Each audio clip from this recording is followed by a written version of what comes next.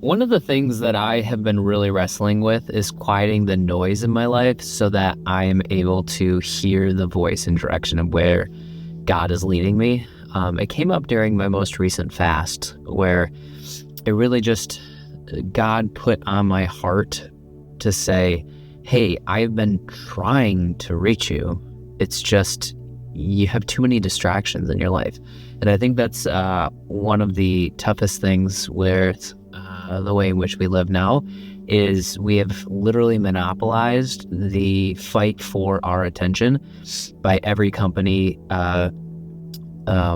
like designing apps and features on different tech and billboards and streaming television shows. And it's like we have all of these different angles and every one of them is fighting for our attention. And while they fight for our attention, it's also fighting against that attention that could be directed towards God and growing closer to Him.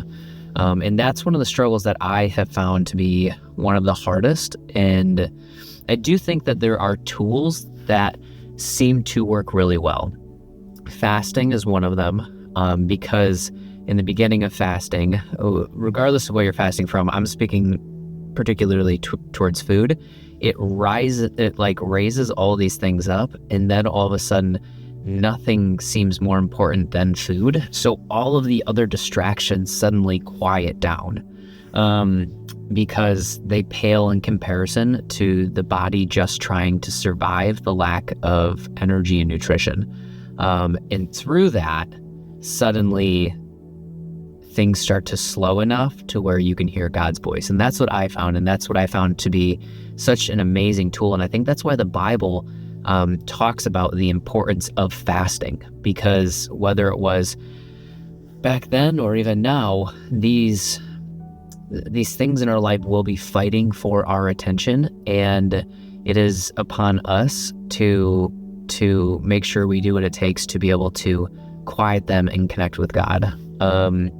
So I guess this is more so to address like the common issue that I think a lot of people are struggling with is hearing the voice of God during a time when everything feels like it's just grasping for our attention, especially since COVID, where it was like literally everything that could be a news headline was a news headline. And it didn't stop after COVID.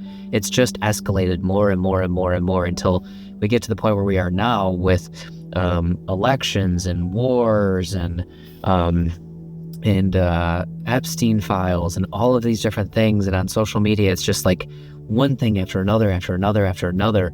And it's just designed to keep your attention wrapped on that app.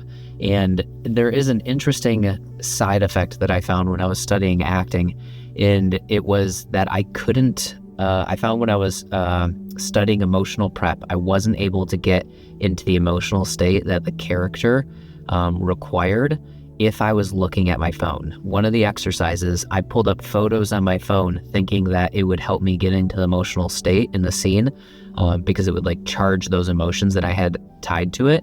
And it was weird because instead of hitting those like really deep, saddening emotions and being able to like tie into them, my brain actually shut down and I couldn't feel anything. And I remember talking to the teacher afterwards, and she turned me onto a study, and she said, actually, the brain goes to sleep almost. It like shuts down, similar to like what a gambling addict's brain does when you open your phone. It's been programmed in a way that because of the dopamine hits that you get from it, that it's really hard to tie into certain types of emotion and actually feeling when you're using your phone, because it shuts down and goes into this way of processing that's very similar to like a gambling addict, or an addict probably of other substances as well. And I think that's really important to remember that when you're looking at your phone, it is a wall. It is a direct wall in between you and the space needed to be able to connect with God. Like, it requires a stillness.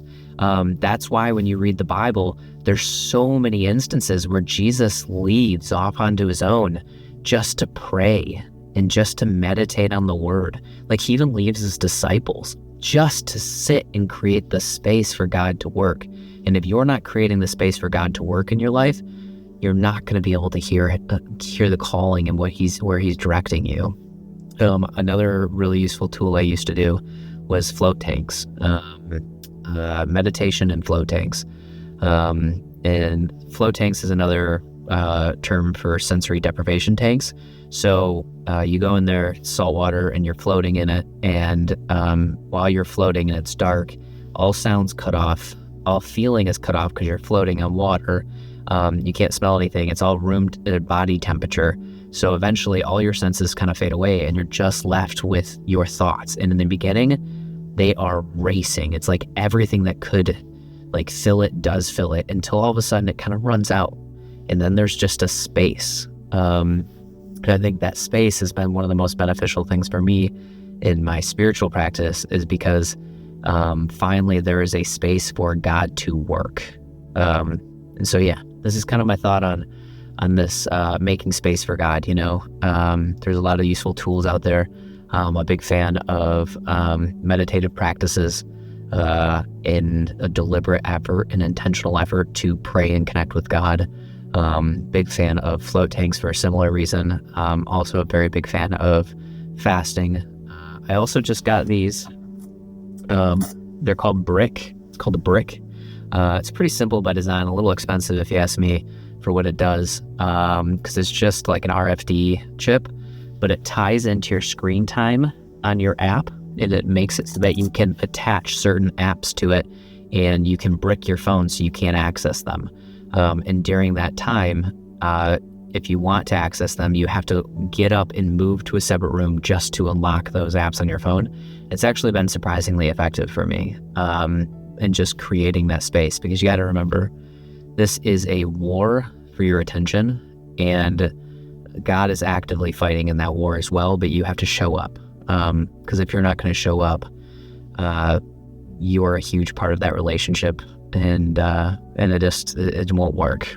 So, I hope you enjoyed this. If you have any thoughts, definitely leave them comments below. I'm always interested in hearing what other people think about this stuff and building community around this stuff, and these topics. So, okay, thanks for watching.